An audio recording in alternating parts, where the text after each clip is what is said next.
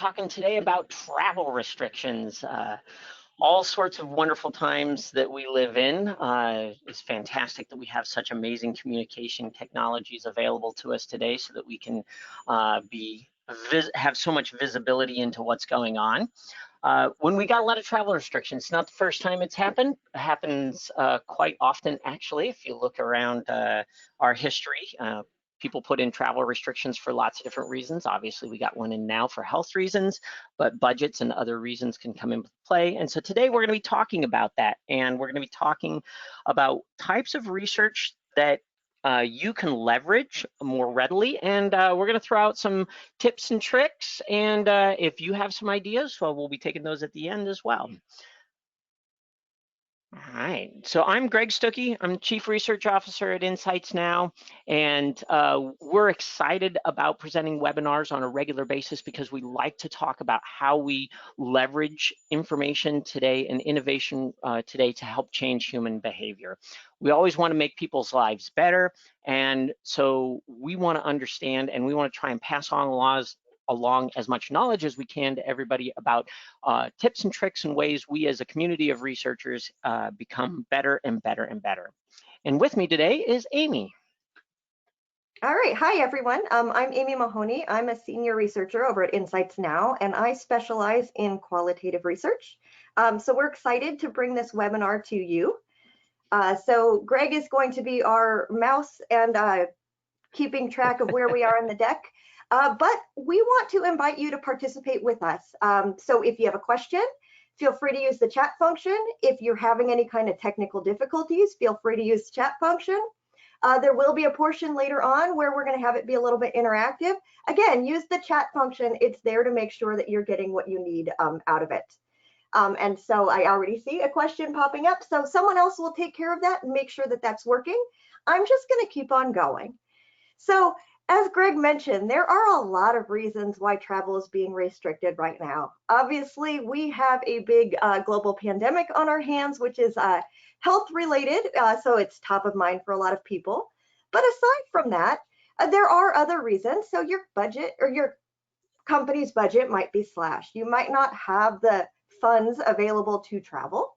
Additionally, you might not have the time because having to get on a plane, fly somewhere, watch research, fly back, takes a lot of time out of all the other things that you need to get done.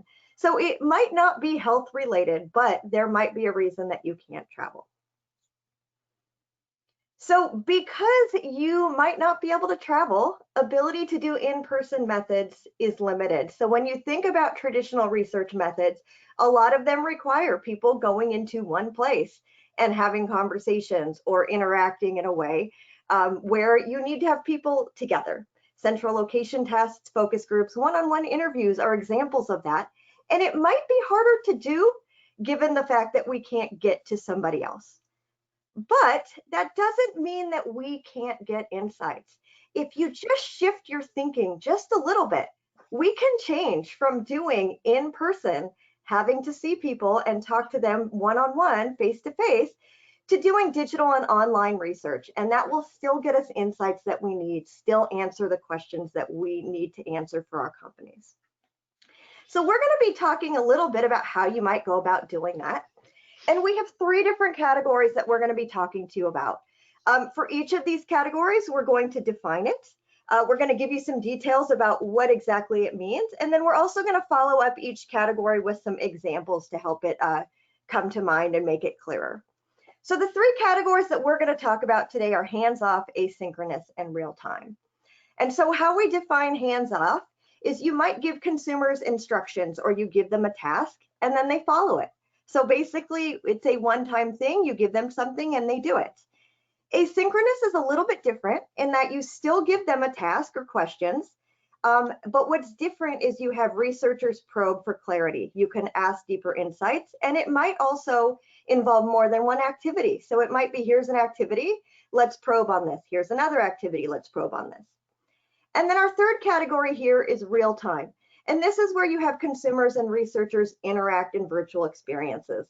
This is as close as you're going to get to having conversations, even if not face-to-face. So we're going to dive into each of these a little bit deeper. So starting with hands-off opportunities, Again, this is where we give them a task or we give them instructions and they follow it. So traditionally, these are things that you would do in person. So think CLTs, quant surveys, evaluate a concept. Basically, you give them a task, you give them questions, and then they answer it. It could also be in the form of trip missions if you're thinking more along the lines of qualitative. You give them a task and they do it. So if you can't get them in person, though, what can you do? You might consider a home use test versus a CLT. So home use test, you might have them evaluate something at home. It could be somebody that's pre-recruited, or it might be a community style home use test, depending on what's most appropriate. Instead of going in home to somebody's house to do an ethnography, maybe you set up a mobile ethnography where you're still doing the questions, you're still conducting the ethnography, but you're having someone else record it or it's self-recorded. So that way you can still get that information, but you're not physically going into somebody's home. And you might also consider things like video testimonials or mobile quals, where basically you ask people to create a video or answer questions in a way where you can get that information, but you don't have to see them face to face. So let's talk about when hands-off opportunities will work for you. So typically this is when something is simple, an easy task, easy to explain. So that way you can give consumers a question and they could easily answer it. The other thing about when this is very useful, when this works well, is when you have an activity that's fun, engaging. So something where the consumer wants to do it. Of course, there's always incentive involved. Consumers are consumers, but we want them to complete the task not just for the incentive, but because they think it's going to be something to do. So think of it in a creative way. But there are some challenges when you think of hands-off. So first, you might have our consumers misinterpret the instructions. So they might give you an answer that is not the question that you're asking. That can be a bit tough sometimes. Additionally, you might not be able to probe because you just have it set up as something where you ask them a question and they answer. So we're going to give you a little pro tip or a little creative solution, as we call it, in order to overcome some of these challenges.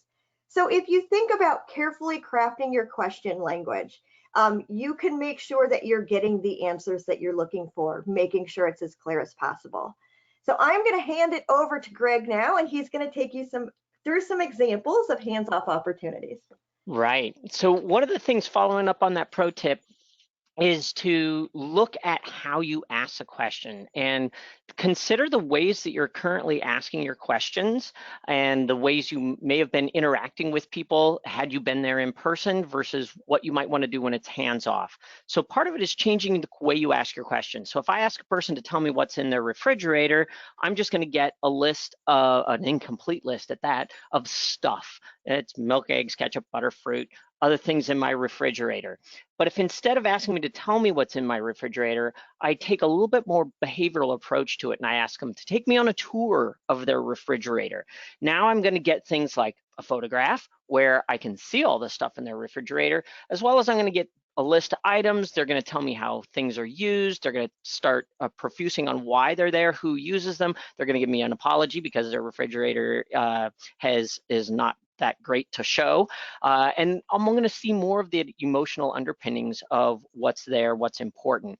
So just making sure as you're going through changing from something that you would have seen had you been there in person to just a task that you give them, think about the way you're asking the question, make the activity fun, make it engaging, make it metaphorical, put it in a sense that allows them to enjoy their time giving you that answer in a way that instead of having that in-person time that you could have them do in a hands-off way. All right, other examples, video testimonials are also a fantastic thing that you can do with hands-off approaches. So if you're doing a home use test of a packaged product, so for instance, we did one recently with packaged snacks where we asked them to record a video, but instead of just a basic unboxing video, we actually asked them to have somebody else in their family videotape them. So what this did was now instead of them just telling me this is what I'm seeing and this is what I'm getting out of my box, no, that's interesting, they actually end up having a real conversation with that person who's videotaping them. So you start hearing that social interaction piece as well. You get more commentary, more interaction, more clarity of information when you involve another person.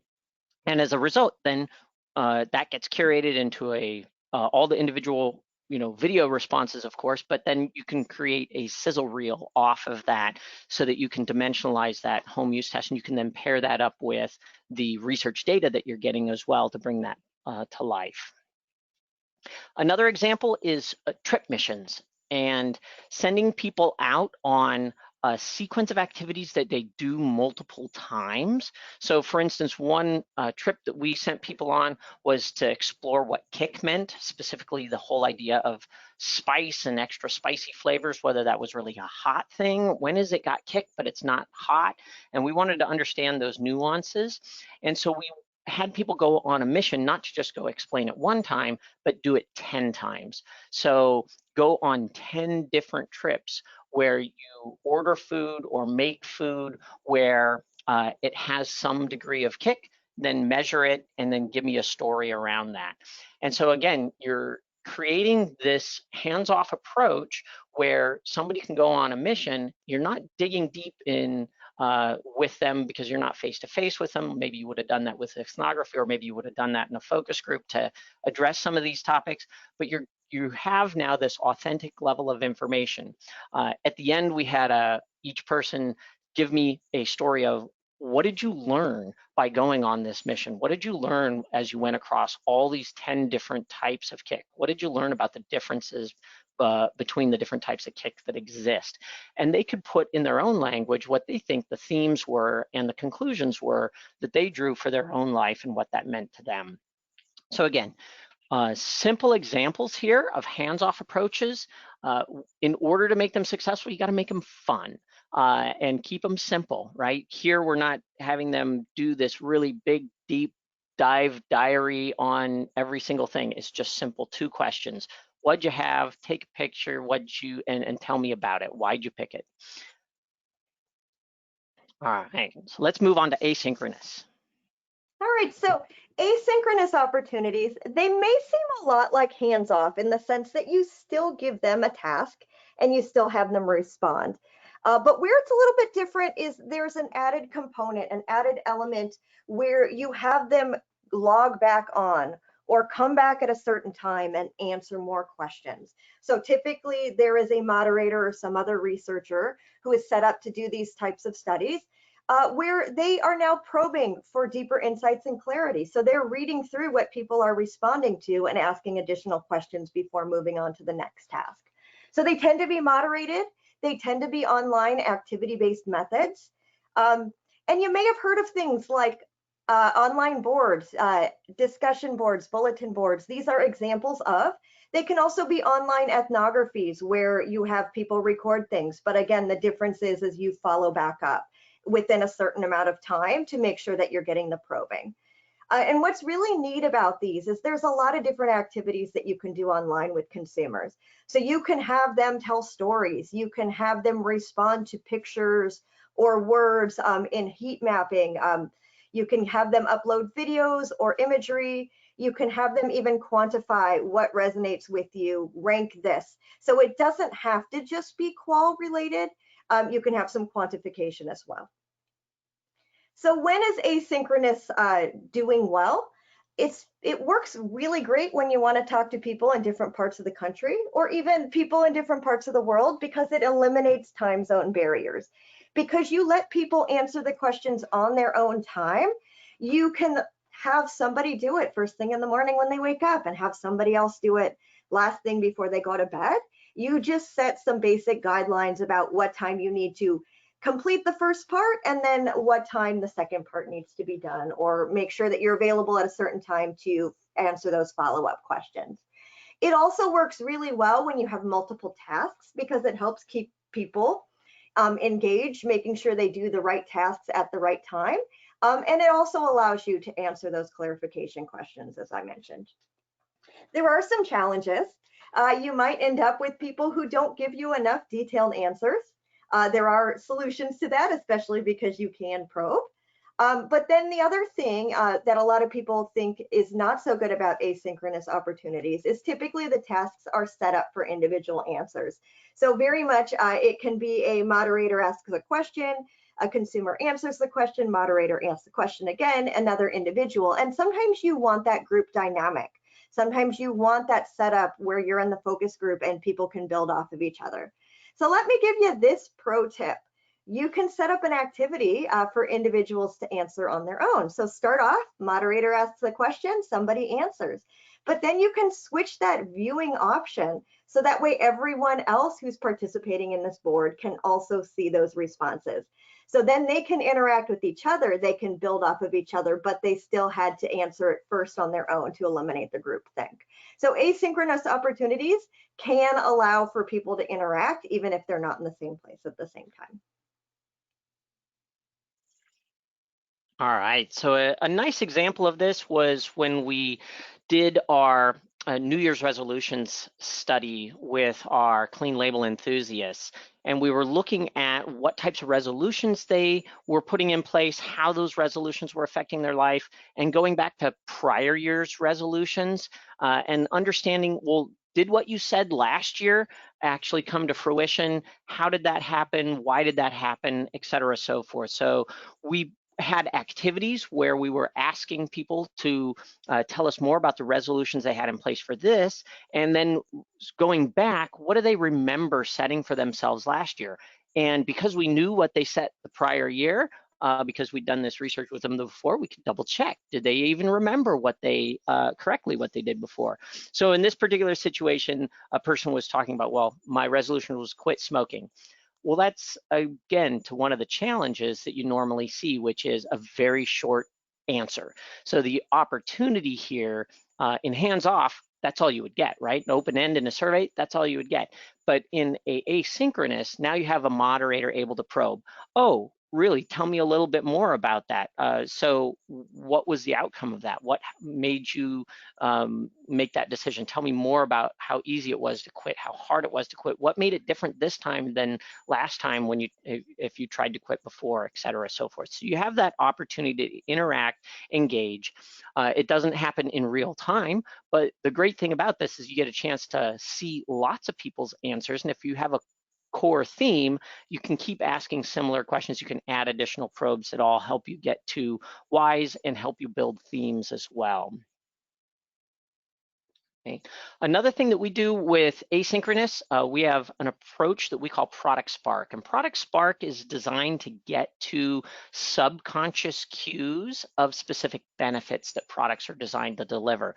So if you're trying to develop something that is for that's designed to relax and recharge a person, and you want to be in that moment, asynchronous allows you to go into that moment and then answer your questions while you're in that relax and recharge moment.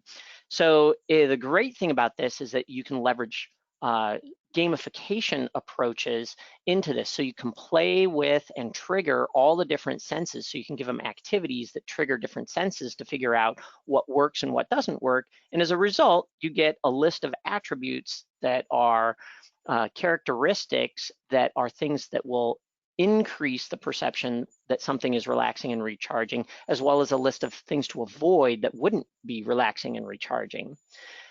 So taking this from an in-person versus an asynchronous situation, in person, I would do something like having the participants exploring fabrics with fabric squares. So exploring different textures, what texture feels relaxing, what texture feels recharging, which one doesn't feel recharging. And I might either put a huge pile of them in the middle of the table and let people play with them, or I might stick them in envelopes so they can't see them and we can isolate just the sense of touch.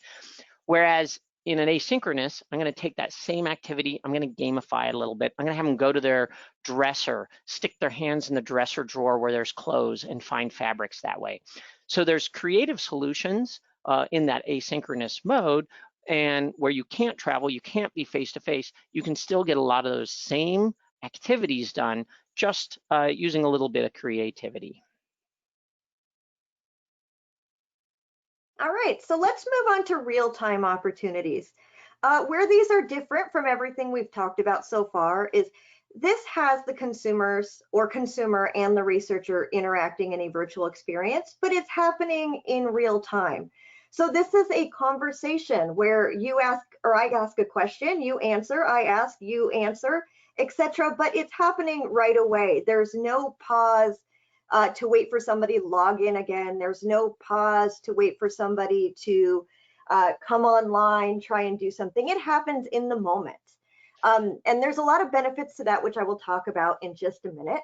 But there's a lot of different ways we can do real-time opportunities virtually. So the simplest is we could get on the phone. I know that phone conversations are not necessarily done by very many people anymore, but we could certainly just get on the phone and have a conversation, which would be a real-time opportunity. We could have it just be a text-based chat where we respond back and forth. Or we can get to a little bit more detailed where we might see each other in the form of a webcam or in the webcam focus group where everyone can see each other at the same time.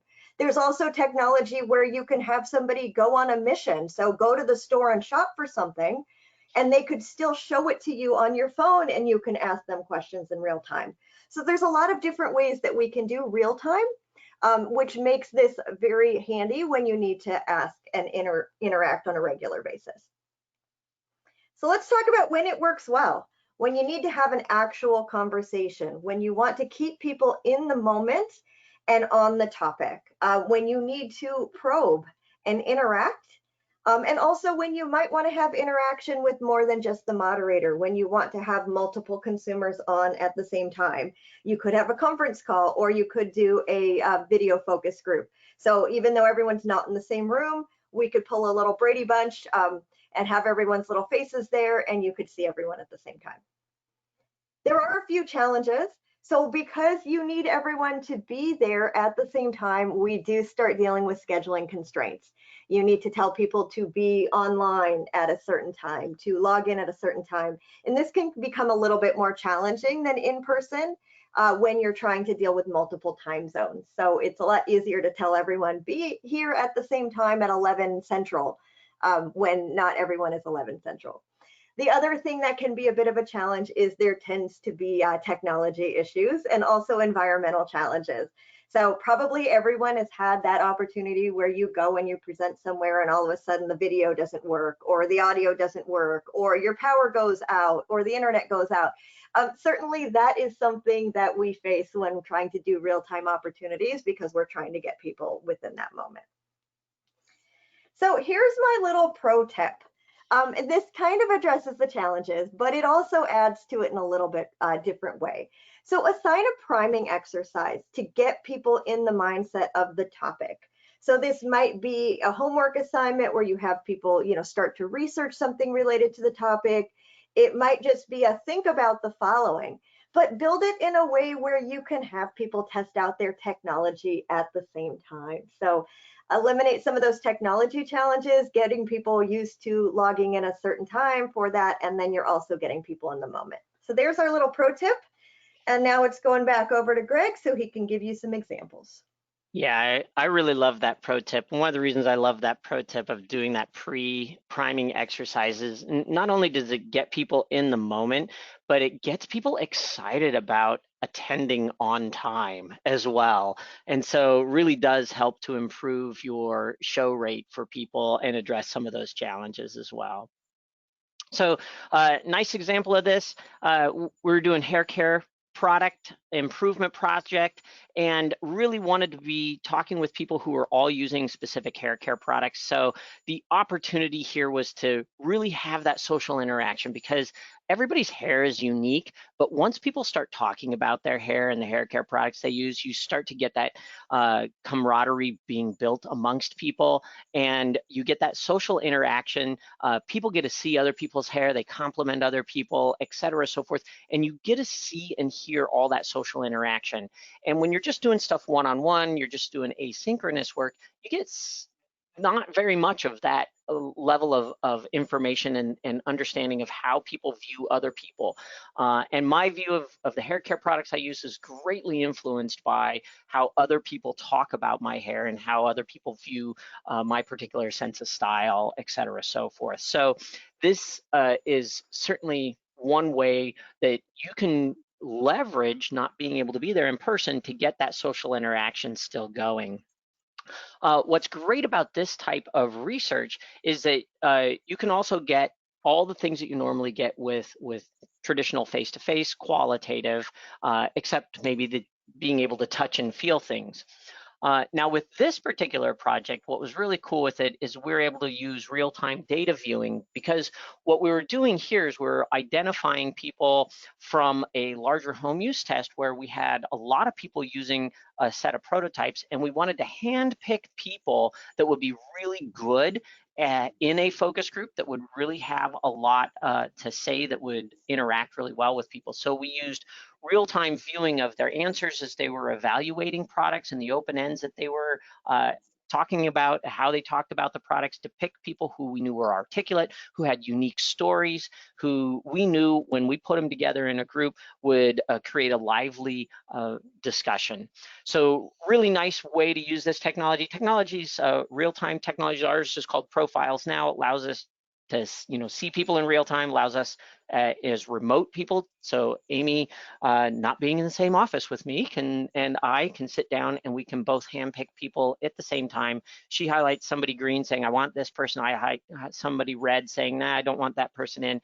We can all see that and work on the same sheets at the same time. So using some of the normal tools that are available today for people, and the way good collaboration works today, to really drive that connectivity. All right, so you are probably saying to yourself, yeah, there might be some good methods here.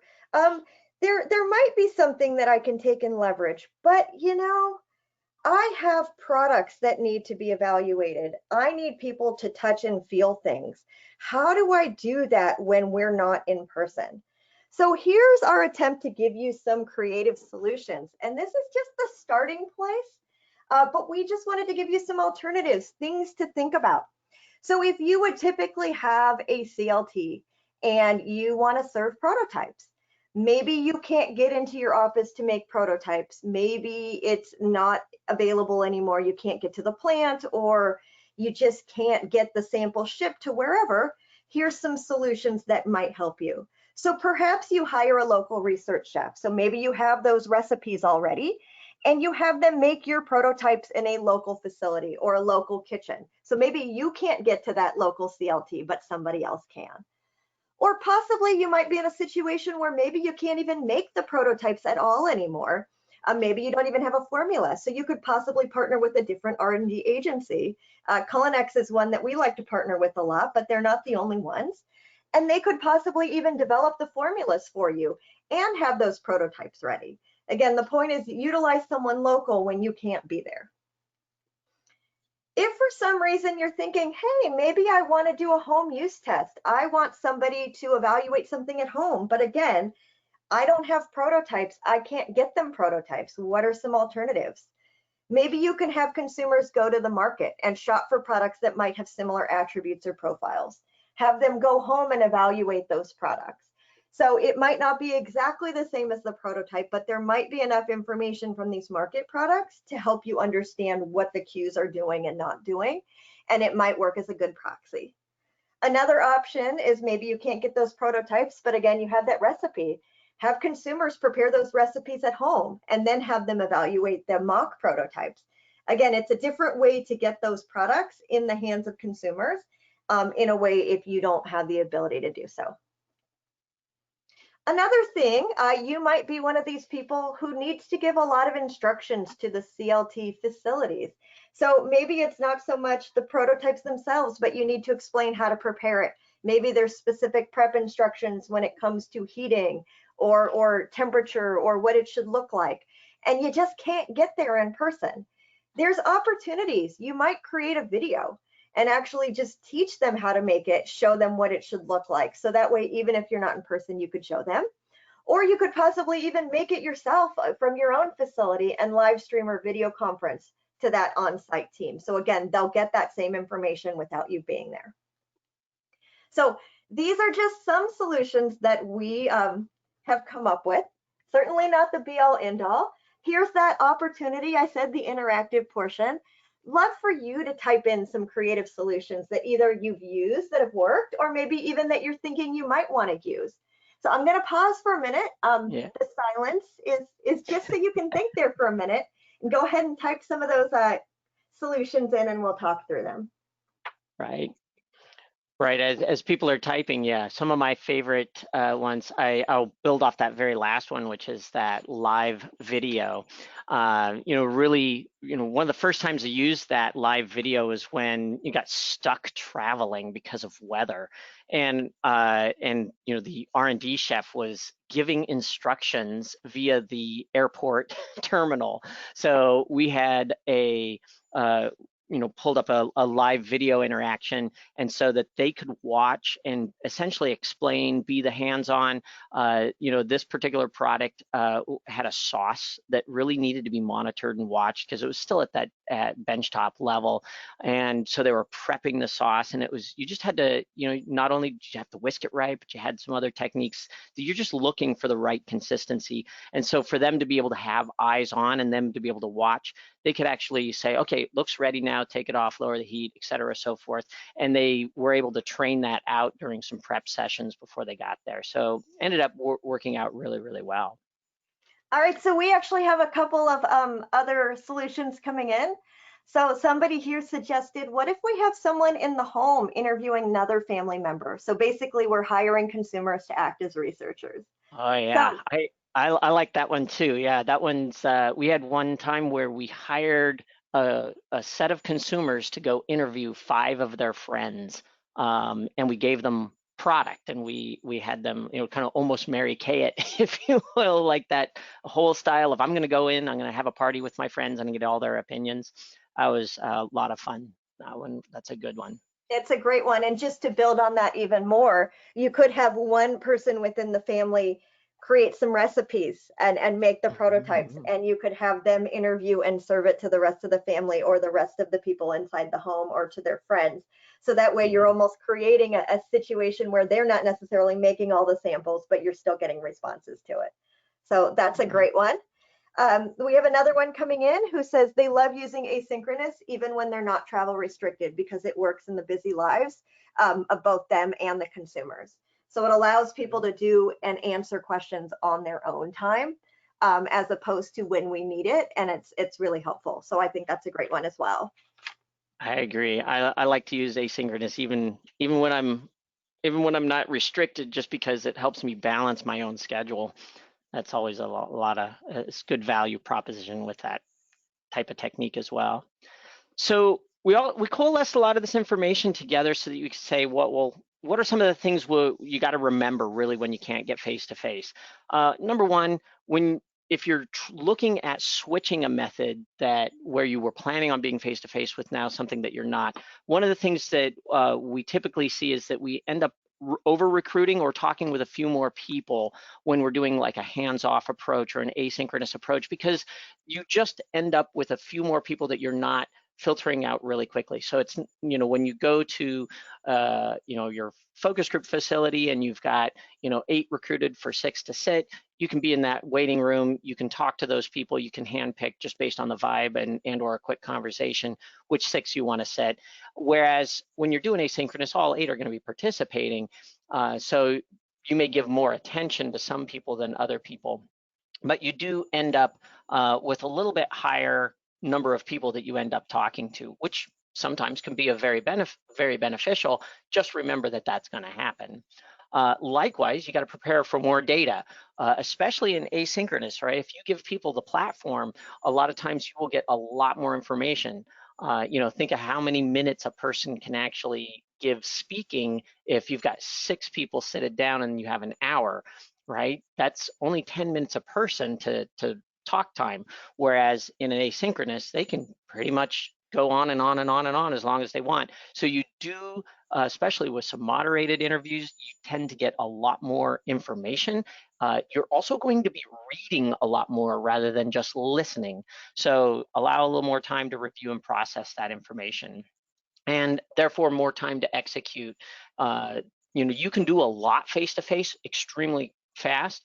Real time doesn't necessarily take a whole lot more time, but certainly asynchronous takes a little bit more time. And as far as like number of days, you're not necessarily spending more hours, but number of days to get that information. The other thing that we always push really heavily is block your calendar.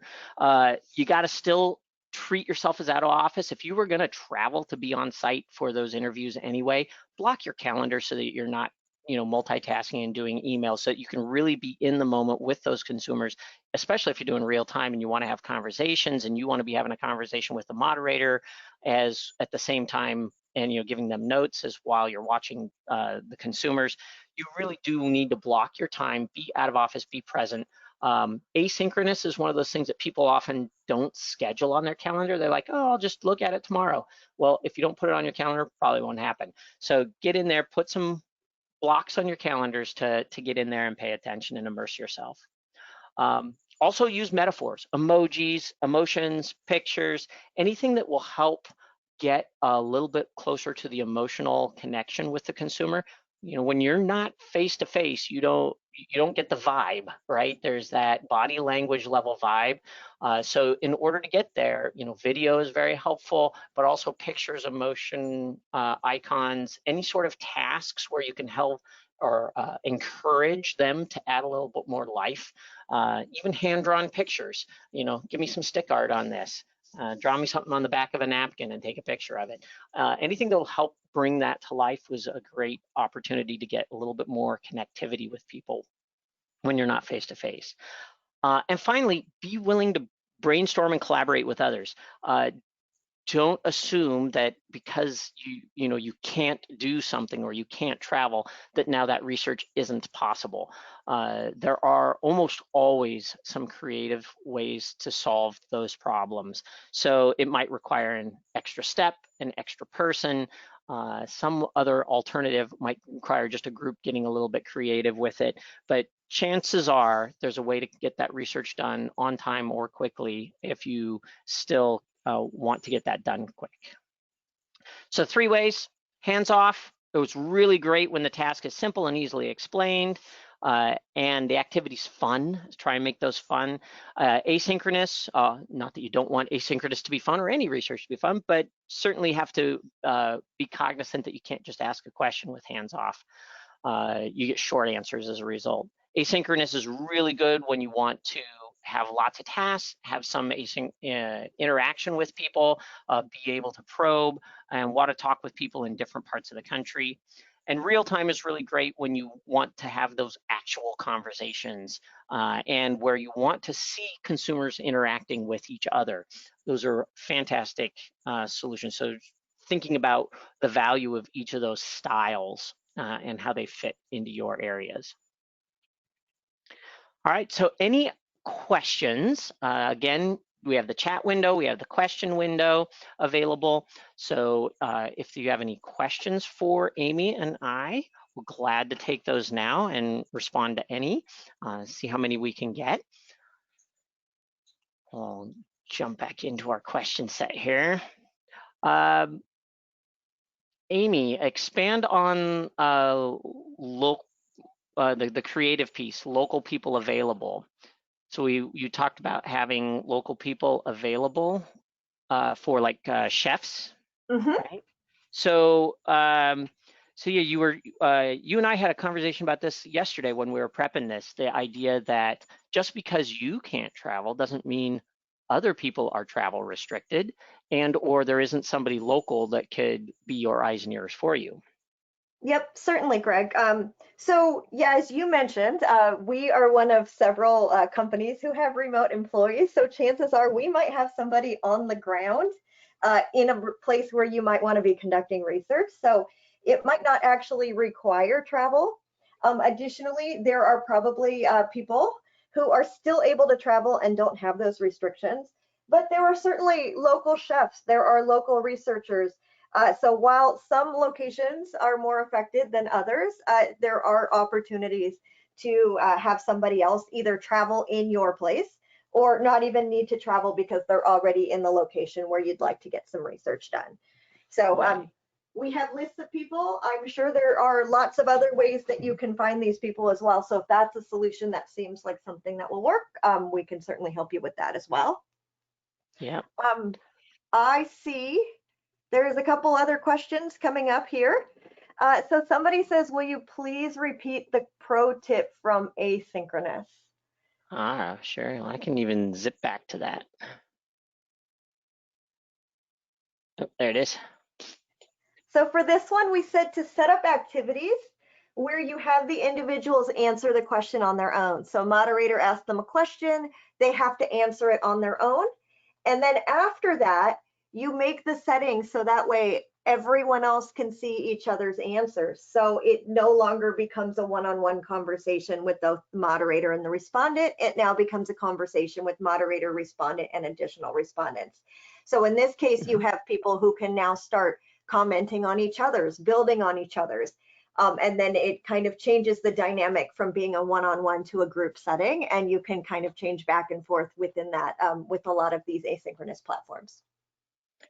Yeah, one of my favorites times we did this, we had people basically improving an idea, right, with an add-on, and once everybody answered that and the moderator probed with them to get clarity on it, then that add-on then was created essentially as a sticky note style exercise where each idea was its own thread, and people could respond to, ask questions to that person as to what do you mean by this, what do you mean by that, oh, build on that idea, make it better, et cetera, so forth. And you, by natural attrition, right, found out which of those ideas were most impactful, created the most word of mouth conversation, got people most excited by just the sheer quantity of back and forth going on those particular ideas. All right, so Greg, we have another one Mhm. coming in, and it says, what if I'm not restricted travel-wise right now, and I Mhm. still want to do face-to-face? Are facilities still working with that? Are they Really restricted? good. What's being changed? What's being changed? That's a really great question. So this is, it's location by location specific, right? Because all the local governments are putting rules in place to help manage the scenarios that they have available. Most people are still doing small group gatherings. So things like instead of CLTs where you might have sat 25 or 30 people in one session, changing that to now I'm only sitting 5 to 10 people at a time, cycling through just to keep those things smaller group oriented.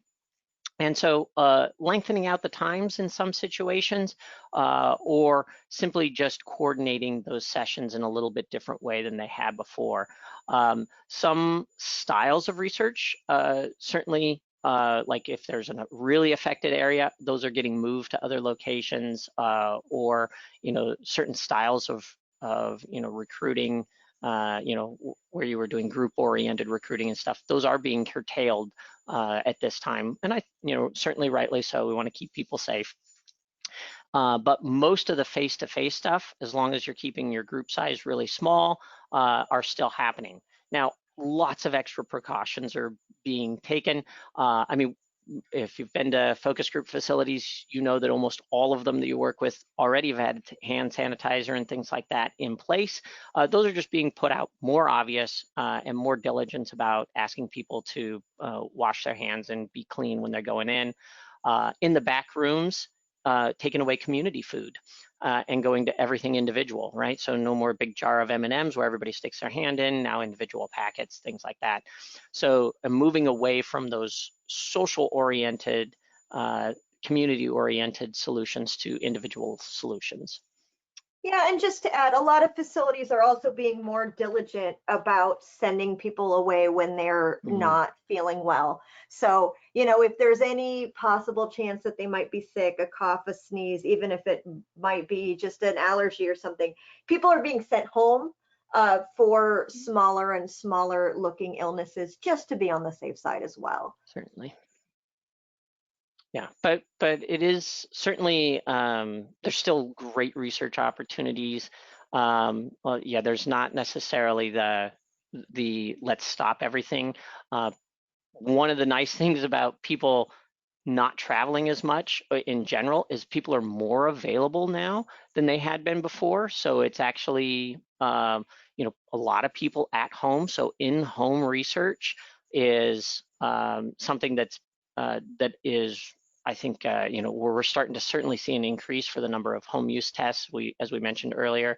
And then also just how you get product to people, right? Making sure that you can get product to people in a safe way and using creative delivery solutions rather than maybe mass pickups or other things like that that are, again, location by location is a little bit different, but really simple solutions to allow the research to continue or shift the way the research is being done a little bit in order to still get that information and still keep the innovation funnels moving. Any other questions? All I'm not right. seeing any come up. Yeah. Hopefully that means we were very clear, but I think so. So fantastic. Thank you all for being with us today.